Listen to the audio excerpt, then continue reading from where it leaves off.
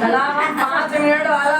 बढ़ा दे बुक के 5 मिनट तक सर्वा बंद चलो भैया जगह मोस ना होई ना मोस आज से रखल करी कोई का गाना पा आप के आदमी निकला सांगल का मोस तब है अरे बाप रे ठंडी